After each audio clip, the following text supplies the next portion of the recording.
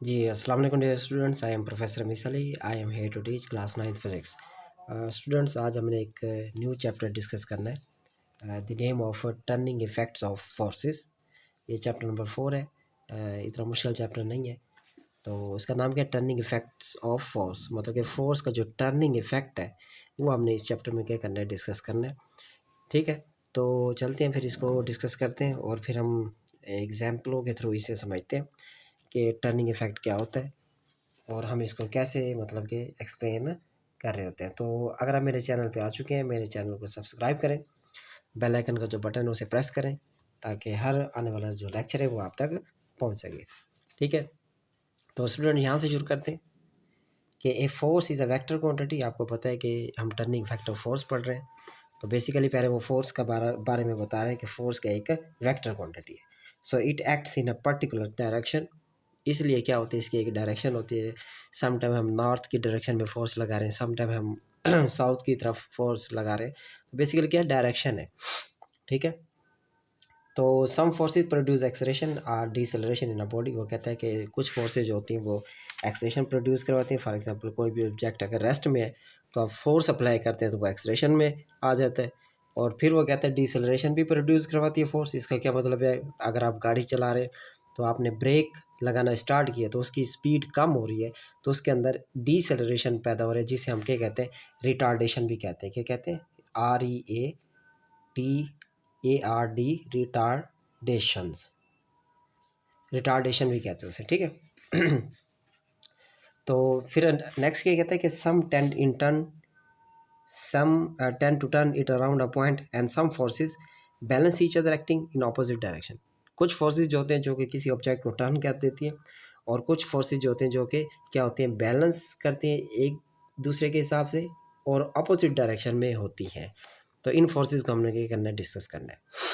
तो स्टूडेंट पहले जो है बेसिकली वो यहाँ से डेफिनेशन स्टार्ट हो रही है, यहाँ तक वो है किसकी, पैरेलल फोर्सेस से क्या मुराद है। पैरेलल फोर्सेस वो फोर्सेस होती हैं, all those forces which act parallel to one another are known as parallel forces. वो फोर्सेस जो एक दूसरे के क्या होती हैं, बिल्कुल पैरेलल होती हैं। स्टूडेंट पैरेलल क्या होता है, जैसे कि ये लाइन और ये लाइन क्या, दोनों पैरेलल है। अगर इनकी डायरेक्शन इधर है, इसकी डायरेक्शन भी क्या होगी इधर, ये दोनों क्या पैरेलल है। तो इसकी एग्जाम्पल में आप लिख देना स्टूडेंट्स एग्जाम में भी, कि weight of the book on A shelve. Shelve पर जो जितनी भी बुक्स रखी हुई हैं जिनका वेट है, अब देखो फॉर एग्जांपल एक बुक यहाँ पे ऐसे रखी हुई है, दूसरी यहाँ पे है, तीसरी यहाँ पे है, तो इसका वेट भी नीचे होगा, इसका वेट भी नीचे होगा, इसका वेट भी क्या होगा, नीचे होगा। तो weights of the books on a shelf is the example of the parallel forces. ठीक है स्टूडेंट्स, तो अब हम 4.1 टॉपिक डिस्कस करते हैं कि 4.1 टॉपिक में ये भी बड़ा सिंपल टॉपिक है 4.1। ठीक है, तो like and unlike parallel forces से क्या मुराद है। तो स्टूडेंट्स, लाइक पैरेलल फोर्सेस वो है if the parallel forces are acting in the same direction and they are called like parallel forces. वो फोर्सेस जो कि सेम डायरेक्शन में होती हैं, ठीक है, इनको हम क्या कहते हैं, लाइक पैरेलल फोर्सेस कहते हैं। And if their direction are opposite, अगर उनकी डायरेक्शन अपोजिट हो जाए एक दूसरे के हिसाब से, and they are called unlike parallel forces, तो ये क्या कहलाते हैं, अनलाइक पैरेलल फोर्सेस कहलाती हैं। अब फॉर एग्जांपल यहाँ पे स्टूडेंट्स बेसिकली ये F1 फोर्स है, एक रिजिड बॉडी है, उस पर F1 फोर्स लग रही है, ये F2 है, ये F3 है।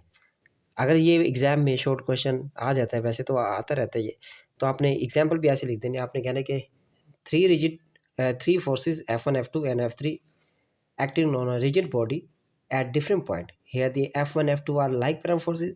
कहता है कि F1 F2 like parallel forces है and F2 and F3 unlike parallel forces. वो कैसे, अब देखो लाइक पैरेलल फोर्सेस वो हैं जो कि सेम डायरेक्शन में एक्ट कर रही हैं। देखिए यहाँ पे F2 F1 और F2 क्या सेम डायरेक्शन में क्या है, ऊपर की तरफ है, तो दोनों क्या सेम है, ये लाइक पैरेलल फोर्सेस होगी। अब ये F2 F3 ये अपोजिट है, एक फोर्स ऊपर लग रही है एक नीचे लग रही है, ये क्या होगी, अनलाइक पैरेलल फोर्सेस होगी। ठीक है, तो इसकी स्टूडेंट्स एक एग्जांपल और भी देता हूँ लाइक पैरेलल फोर्सेस की। फॉर एग्जांपल ये गाड़ी है कोई भी, ठीक है, अब इसका पेट्रोल ख़त्म हो गया, ठीक है, तो जो इसके अंदर बैठा ड्राइवर वो 3 बंदों को बुलाते हैं, वो कहते हैं इसे धक्का लगाना। तो एक बंदा यहाँ से फोर्स लगाते हैं जिसे हम F1 कह देते हैं, एक बंदा यहाँ से फोर्स लगा रहा है, एक बंदा यहाँ से फोर्स लगा रहा है। तो एट ए टाइम 3 बंदे जो है वो पीछे से फोर्स लगा सकते हैं। देखो तीनों की डायरेक्शन क्या है, इस तरफ है, ठीक है। तो इसका मतलब यह है कि जो गाड़ी को चलाने के लिए लोग फोर्स लगा रहे हैं वो क्या है, लाइक पैरेलल फोर्सेस है। क्लियर हो गया।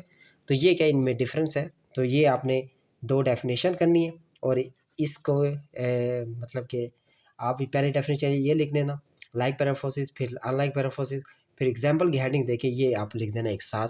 अगर आपने डायग्राम बनानी हो तो डायग्राम भी आप बना देना, क्योंकि आप F1 F2 लगा रहे हैं तो आप डायग्राम भी साथ बना लेना। ठीक है स्टूडेंट्स, उम्मीद है कि आपको समझ आ गया होगा। अपना ख्याल रखना।